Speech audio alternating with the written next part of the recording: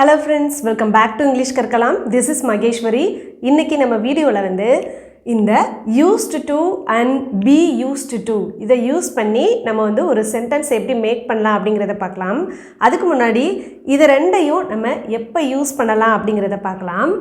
used to அப்படிங்கிறது எதுக்காக use பண்ணுவோம் அப்படினா நம்ம கடந்த காலத்துல நான் ஒரு விஷயத்தை செஞ்சிட்டு இருந்தேன் அப்படினு சொல்றதுக்கு நம்ம used to யூஸ் பண்ணலாம். ஃபார் எக்ஸாம்பிள் நான் சின்ன வயசுல கிரிக்கெட் அதிகமா விளையாடுவேன் ஆனா இப்போ விளையாடுறது இல்ல.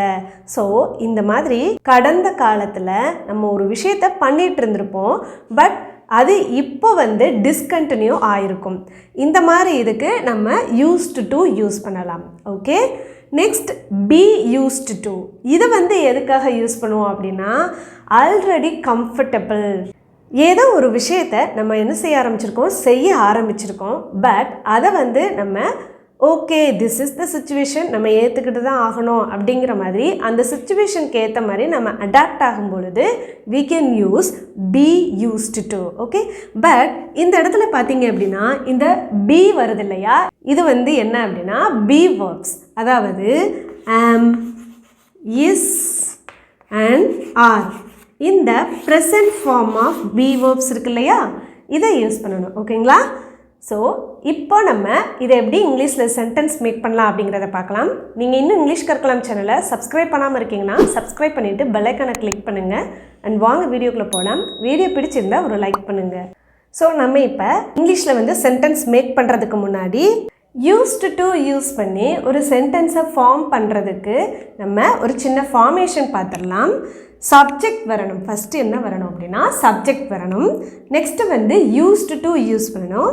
தென் verb, மெயின் verb யூஸ் பண்ணணும். அப்புறம் என்ன நம்ம சொல்லியிருக்கோம், அதாவது கடந்த காலத்தில் நான் எதை பண்ணிட்டு இருந்தேன் அப்படின்னு சொல்லியிருப்போம் இல்லையா, அது என்ன, எதை பண்ணிட்டு இருந்தோம், எப்போ பண்ணிட்டு இருந்தோம், மேபி நம்ம அதில் காலத்தை மென்ஷன் பண்ணியிருந்தோன்னா எப்போ அப்படிங்கிறத அதுக்கு அடுத்து நம்ம மென்ஷன் பண்ணலாம். அப்புறம் எங்கே நான் அதை யூஸ் பண்ணிட்டு இருந்தேன் அப்படின்னு மென்ஷன் பண்ணியிருந்தா நம்ம எங்கே யூஸ் பண்ணணும். இப்போ நம்ம ஃபஸ்ட்டு சென்டென்ஸ் பார்க்கலாம். அவள் சிறு வயதில் பியானோ வாசிப்பாள். இதுக்கு என்ன அர்த்தம் அப்படின்னா இந்த பொண்ணு இப்போ பியானோ வாசிக்கலை, கடந்த காலத்தில் அந்த பொண்ணு என்ன பண்ணிட்டு இருந்தாலாம், பியானோ வாசிச்சுட்டு இருந்தா. So this is past tense, வாசிப்பாள் அப்படின்னு இருக்கு இல்லையா. So this is past tense. இப்போ நம்ம ஃபர்ஸ்ட் சப்ஜெக்ட் எழுதிக்கலாம். அவள் அப்படிங்கிறது என்னது, சப்ஜெக்ட். அப்போ அவள் அப்படிங்கிறதுக்கு she. ஓகே, அதுக்கப்புறம் என்ன யூஸ் பண்ணணும், used to. she used to. then verb எழுதலாமா, verb என்னது, வாசிப்பாள். வாசிப்பாள் அப்படிங்கிறதுக்கு நம்ம ரீடிங் அப்படின்னு இந்த இடத்துல சொல்லக்கூடாது, பிகாஸ் புக் வாசிக்கிறதுக்கு பேர் தான் reading or studying. But here piano வாசிப்பாள் அப்படிங்கிறது இருக்குது.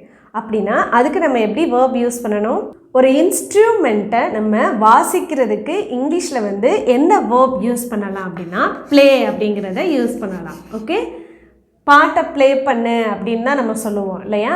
ஸோ ப்ளே அப்படிங்கிறது வாசிக்கிறது. அதுக்கப்புறம் என்ன பண்ணினாங்க அல்லது எதை பண்ணினாங்க, இதுக்கு என்ன அர்த்தம், she used to play, அவள் வாசிச்சுட்டு இருந்தா. அந்த பொண்ணு எதை வாசிச்சுட்டு இருந்தா, பியானோ. பியானோ. இப்போ இதுக்கு அடுத்து அந்த பொண்ணு எப்போ அதை பண்ணுச்சு அப்படிங்கிறத நம்ம எழுதணும். எப்போ பண்ணினாங்க, சிறு வயதில். ஓகே, அப்போ அவள் சிறு வயதாக இருந்த பொழுது அப்படிங்கிறது இந்த இடத்துல என்ன ஆயிருக்குன்னா மறைஞ்சு வந்திருக்கு. So now we are going to write that sentence. அப்போ அவள் சிறு வயதாக இருந்த பொழுது. அப்போ பொழுது அப்படிங்கிறதுக்கு we can write when. when அப்படின்னா அப்பொழுது அப்படின்னு நம்ம சொல்லுவோம் இல்லையா. அப்போ when. when. அதுக்கப்புறம் she. இப்போ இருந்த பொழுது அப்படிங்கிறது மறைஞ்சு வந்திருக்கு இல்லையா. பொழுது அப்படிங்கிறதுக்கு when, இரு அப்படிங்கிறதுக்கு என்ன be verb. அப்போ past tenseல நம்ம was அப்படிங்கிற இந்த be verb யூஸ் பண்ணணும். ஓகேவா. she was, அவள் இருந்தாள். when she was, அவள் இருந்த பொழுது. எப்படி இருந்த பொழுது, சிறு வயதாக. சிறு வயது அப்படிங்கிறதுக்கு நம்ம என்ன வேர்ட் யூஸ் பண்ணணும் அப்படின்னா younger or young. Okay, younger means சிறு வயதாக. Okay, she used to play piano when she was younger. அவள் சிறு வயதாக இருந்த பொழுது பியானோ வாசிப்பாள். இப்போ இந்த இடத்துல யூஸ்ட் டுவோட மீனிங் என்ன? அந்த ஒரு விஷயத்தை அவங்க செஞ்சிட்டு இருந்தாங்க அப்படிங்கிறது அர்த்தம். இது இந்த இடத்துல அவள் சின்ன வயசில் பியானோ வாசிச்சா அப்படின்னு சொல்கிறதுக்கு நம்ம பிளேட் அப்படின்னு சொல்லி யூஸ் பண்ணலாம்.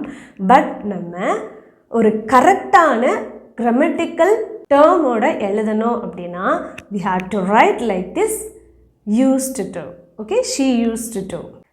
See the next sentence.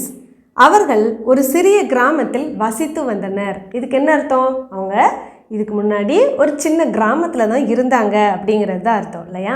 இப்போ இந்த இடத்துல வந்தனர் அப்படிங்கிறது என்னது? verb. This is past tense. used to use பண்ணி வரும் பொழுது we have to write that particular sentence in past tense only. Okay, so first நம்ம என்ன எழுதணும்? சப்ஜெக்ட். இங்கே சப்ஜெக்ட் வந்து அதாவது இந்த செயலை யார் செய்தாரோ அவர் தான் யார்? சப்ஜெக்ட். அப்போ அவர்கள் அப்படிங்கிறதுக்கு தே, அதுக்கப்புறம் used to, they used to. Next verb என்னது? வசித்து வந்தனர், வசித்து வந்தனர். ஸோ வசித்து வர்றதுக்கு இங்கிலீஷில் வந்து live அப்படின்னு சொல்லுவோம். இது வந்து ஒரு past tense அப்படிங்கிறதுனால lived. Okay, lived. they used to lived. அவர்கள் வசித்து வந்தனர். எங்கே வசிச்சிருந்தாங்க? அதுக்கப்புறம் எங்கே அப்படிங்கிறத இந்த இடத்துல என்ன செஞ்சுருக்காங்க? மென்ஷன் பண்ணியிருக்காங்க. ஸோ ஒரு சிறிய கிராமத்தில், கிராமத்தில் இல் அப்படின்னா in. Okay, in a small village. கிராமங்கிறதுக்கு இங்கிலீஷில் village. Okay, they used to live in a small village. Next sentence. நான் சாக்லேட் சாப்பிட விரும்பினேன், ஆனால் இப்பொழுது நான் பழங்களை விரும்புகிறேன். இதுக்கு என்ன அர்த்தம்? எனக்கு சாக்லேட்னா ரொம்ப பிடிக்கும், ஆனால் இப்போ வந்து நான் வந்து ஃப்ரூட்ஸை தான் விரும்புகிறேன் அப்படின்னு சொல்லியிருக்கோம் இல்லையா? இந்த மாதிரியான சுச்சுவேஷன்ஸில் தான் நம்ம என்ன செய்யணும்? used to எழுதணும். ஓகேங்களா? ஃபஸ்ட் இப்போ இந்த இடத்துல பார்த்தீங்க அப்படின்னா நம்ம 2 சென்டென்ஸ் யூஸ் பண்ணியிருக்கோம். நான் சாக்லேட் சாப்பிட விரும்பினேன் அப்படிங்கிறது ஒரு சென்டென்ஸ், ஆனால் அப்படிங்கிற ஒரு கன்ஜெக்ஷன் வந்திருக்கு. இப்போது நான் பழங்களை விரும்புகிறேன். அப்போ 2 actions are here in past tense இல்லையா? அப்போது எதை நம்ம ஃபஸ்ட்டு எழுதணும்? எதை நான் வந்து ஃபஸ்ட்டு விரும்பினேன் அப்படின்னு சொல்லியிருக்கோமோ அதை நம்ம ஃபஸ்ட்டு கொண்டுட்டு வந்துடலாம். ஓகே, ஸோ ஃபஸ்ட் என்ன எழுதணும்? சப்ஜெக்ட். சப்ஜெக்ட் என்னது? I. Next used to. Don't forget used to அப்படிங்கிறது நம்ம கடந்த காலத்தில் ஒரு விஷயத்தை பண்ணிட்டு இருந்தேன் அப்படின்னு சொல்கிறதுக்கு தான் நம்ம used to யூஸ் பண்ணணும். ஓகே, நெக்ஸ்ட் verb என்னது? சாப்பிட விரும்பினேன். இப்போ விரும்பினேன் அப்படிங்கிறதுக்கு love, சாப்பிட அப்படிங்கிறதுக்கு eating. Okay, I used to love eating. நான் சாப்பிட விரும்பினேன். அடுத்து எதை சாப்பிட விரும்பினேன்? Chocolate.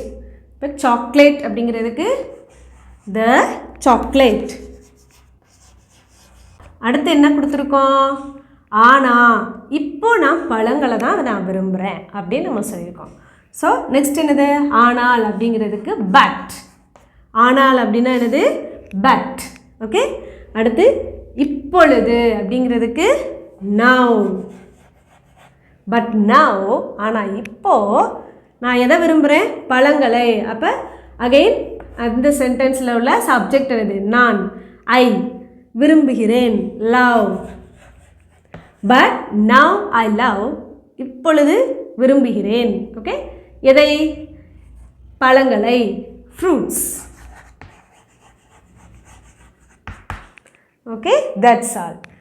I used to love eating the chocolate, but now I love fruits. Next sentence. மேலாளராக ஆவதற்கு முன்பு அவர் ஆசிரியராக பணிபுரிந்தார். மேனேஜர் ஆகிறதுக்கு முன்னாடி அவர் டீச்சராக ஒர்க் பண்ணிட்டு இருந்தாரு அப்படிங்கிறத நம்ம இங்கே வந்து சொல்லியிருக்கோம் இல்லையா? ஃபஸ்ட் நம்ம கடந்த காலத்தில் அவங்க என்ன செயலை செஞ்சாங்களோ அதை தான் நம்ம கொண்டுட்டு வரணும். ஓகேங்களா? ஸோ ஃபஸ்ட்டு என்னது, அவர் ஆசிரியராக பணிபுரிந்தார். அப்போ அவர் இதுக்கு முன்னாடி டீச்சராக இருந்திருக்காரு, பட் அதை வந்து டிஸ்கண்டினியூ பண்ணிட்டு மேனேஜராக ஆயிருக்காரு இல்லையா? ஸோ அதனால் we are going to use used to. So first நம்ம சப்ஜெக்ட் எழுதிடலாம். இதில் சப்ஜெக்ட் யார்? அவர். அப்போ he. Next used to. he used to. Next verb. பணிபுரிந்தார். பணிபுரிந்தார் அப்படின்னா work. workனா என்னது? பணிபுரிந்தார். என்னவாக ஒர்க் பண்ணார்? ஆசிரியராக. ஒரு விஷயத்தை நம்ம அதுவாக அப்படின்னு நம்ம சொல்லும் பொழுது we can use as. Okay, as. அதுக்கப்புறம் எதுவாக அப்படிங்கிறத எழுதலாம். as a teacher, ஆசிரியராக. அதுக்கப்புறம் மேலாளர் ஆவதற்கு முன்பு அப்படிங்கிறத நம்ம கொண்டுட்டு வரலாம். ஓகே, ஸோ இப்போ முன்பு அப்படிங்கிற ஒரு வேர்ட் வந்திருக்கு இல்லையா, கன்ஜக்ஷன். முன்பு அப்படிங்கிறதுக்கு பிஃபோர். பிஃபோர். இப்போ மேலாளராக ஆவதற்கு முன்பு அப்படின்னு இருக்கு இல்லையா, இப்போ ஆவதற்கு ஒரு விஷயமா அவங்க மாறிக்கிட்டு இருக்காங்க அப்படின்னா பிகம்மிங் அப்படிங்கிற வேர்ட் யூஸ் பண்ணணும். ஓகேங்களா? பிகம்மிங் அப்படின்னா ஆவதற்கு. எதுவாக? மேலாளராக. மேலாளர்னா என்னது? The manager. அவர் மேலாளராக ஆவதற்கு முன்பு ஆசிரியராக பணிபுரிந்தார். Okay, now we are going to use be used to. I will tell you again, be used to அப்படிங்கிறத எப்போ யூஸ் பண்ணணும் அப்படின்னா, ஒரு விஷயத்தை நம்ம வந்து ஏதோ ஒரு காலநிலை, ஏதோ ஒரு சூழ்நிலையில் நம்ம இருக்கோம், அந்த விஷயத்தை நம்ம வந்து அந்த சுச்சுவேஷன் ஏற்ற மாதிரி அடாப்ட் ஆகிப்போம் இல்லையா. Okay, this is the situation, நான் இதுக்கு அடாப்ட் ஆகி தான் ஆகணும் அப்படிங்கிற மாதிரி நம்ம அந்த விஷயத்துக்கு பழக்கப்பட ஆரம்பிப்போம் இல்லையா. அப்போ பொழுது we can use be used to. இப்போ இந்த எக்ஸாம்பிள் பாருங்கள். அவள் கனடாவில் குளிர்கால நிலையை பழகிவிட்டாள். ஸோ ஹியர் அந்த பொண்ணு கனடாவுக்கு புதுசாக போயிருந்திருக்கலாம்.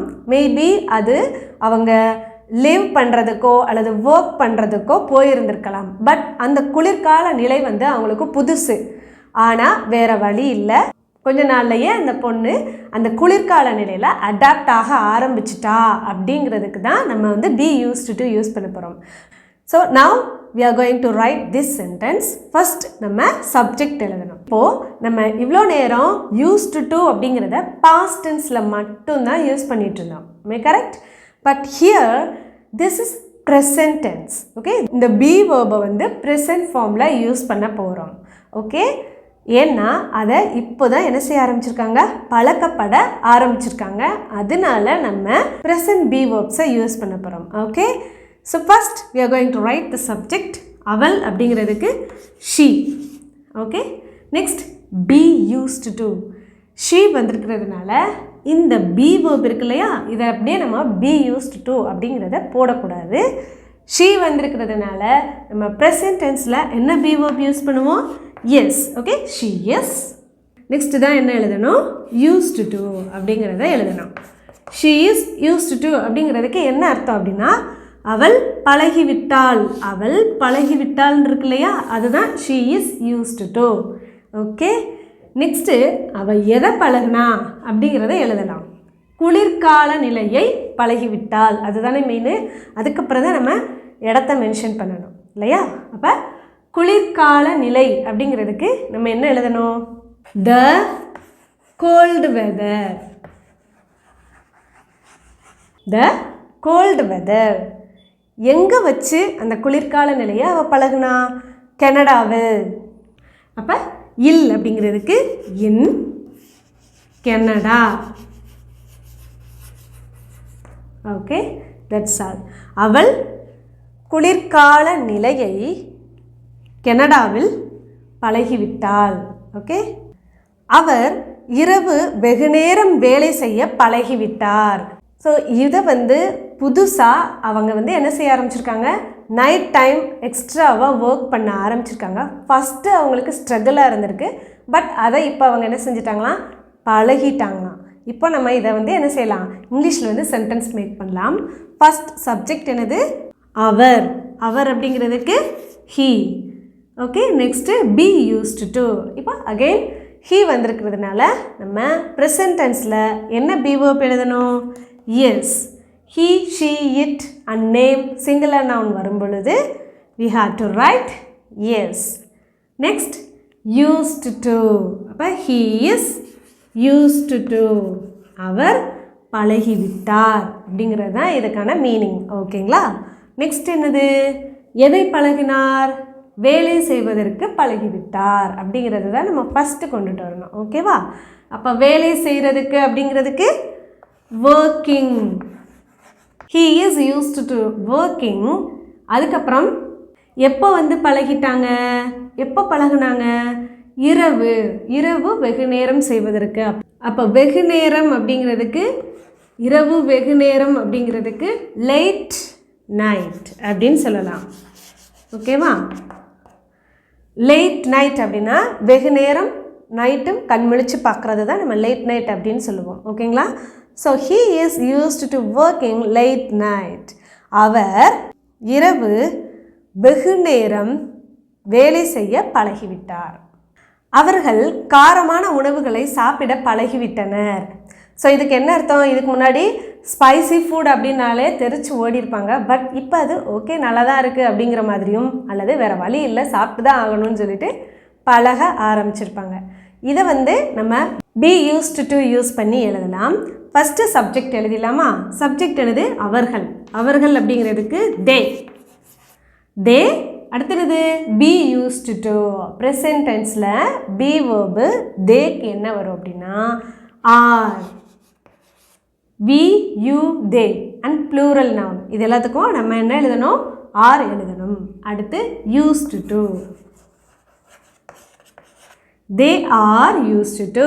அவர்கள் பழகிவிட்டனர். எதை பழகினர், சாப்பிட பழகினர். அப்போ சாப்பிட அப்படிங்கிறதுக்கு eating. என்னதை சாப்பிட்றதுக்காக பழகினாங்க, உணவுகளை. என்ன உணவுகளை, காரமான உணவுகளை அப்படிங்கிறதுக்கு. அப்போ ஸ்பைசி. ஸ்பைசி அப்படின்னா என்னங்க, காரமான உணவுகள், food. Okay, spicy food. For this word the pronunciation is food. ஓகேங்களா. This is not foot. Foot அப்படின்னா என்னது, பாதங்கள் இல்லையா. ஸோ ஃபுட் அப்படிங்கிறது தான் கரெக்டான pronunciation. they are used to eating spicy food.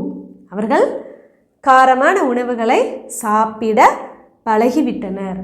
Now say this sentence. அதிக மக்கள் முன்னிலையில் பேசும் பழக்கம் என்னிடம் இல்லை. நம்ம எனக்கெல்லாம் இந்த பழக்கம் கிடையாதுப்பா அப்படின்னு நம்ம சொல்லுவோம் இல்லையா. இவ்வளோ நேரம் நம்ம பழகிட்டோம் அப்படிங்கிறதுக்கு தான் பார்த்தோம் இல்லையா. ஹியர் நான் என்ன செய்யலை, பழக்கப்படலை அப்படிங்கிறத சொல்லியிருக்கோம். அப்போ இதை எப்படி எழுதலாம் அப்படின்னா, ஃபஸ்ட்டு எப்பவும் போல் சப்ஜெக்ட் எழுதிக்கலாம். இப்போ அதிக மக்கள் முன்னிலையில் பேசும் பழக்கம் என்னிடம் இல்லை அப்படின்னு தான் சொல்லியிருக்கோம்.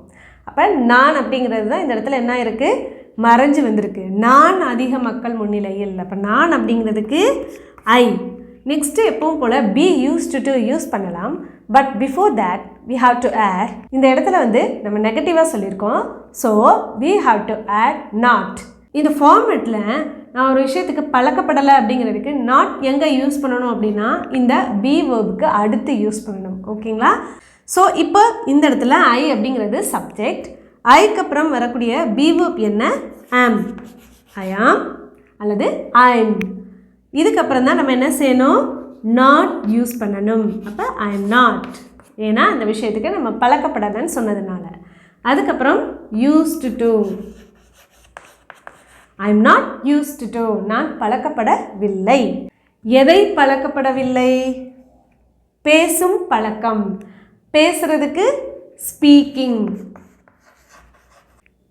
எங்கே வச்சு பேசுகிற பழக்கம் எனக்கு இல்லை, அதிக மக்கள் முன்னிலையில், நிறைய பீப்புளுக்கு முன்னாடி. அப்போ முன்னிலையில் அப்படின்னா in front of. In front ஆஃப்னா எல்லாருக்கும் முன்னாடி. ஓகேங்களா. இன் ஃப்ரண்ட் ஆஃப் அப்படின்னா என்னங்க, எல்லாருக்கும் முன்னிலையில் அப்படின்னு அர்த்தம். அதிக மக்கள் தொகை. அதிக அப்படிங்கிறதுக்கு மக்கள் மக்கள் அப்படிங்கிறதுக்கு பீப்புள் அப்படின்னு நம்ம சொல்லலாம். பட் இந்த இடத்துல பார்த்தீங்க அப்படின்னா அதிக மக்கள் முன்னிலையில்னு சொல்லியிருக்கோம். அதோட மீனிங் என்ன? A group of people. A group of பீப்புளை வந்து நம்ம இங்கிலீஷில் வந்து க்ரௌட் அப்படின்னு சொல்லலாம். அதுக்கு என்ன அர்த்தம்? கூட்டம் இல்லையா? அதுதான் அதிக மக்கள் தொகை முன்னாடி அப்படின்னு நம்ம சொல்லியிருக்கோம். So we don't need to write people. அப்போ லார்ஜ் பீப்புள் அப்படின்னு எழுத முடியாது. ஏன் அப்படின்னா அதிக மக்கள் அப்படின்னாலே அது க்ரௌட், மக்கள் கூட்டம். ஓகேங்களா? I am not used to speaking in front of large crowd. அதிக மக்கள் முன்னிலையில் பேசும் பழக்கம் என்னிடம் இல்லை. நான் இரவு அதிக நேரம் வேலை செய்ய பழகவில்லை. இதுக்கு முன்னாடி இதே சென்டென்ஸ் பார்த்தோம் இல்லையா? நான் லேட் நைட்டில் ஒர்க் பண்ணுறதுக்கு பழகிட்டேன் அப்படிங்கிறத.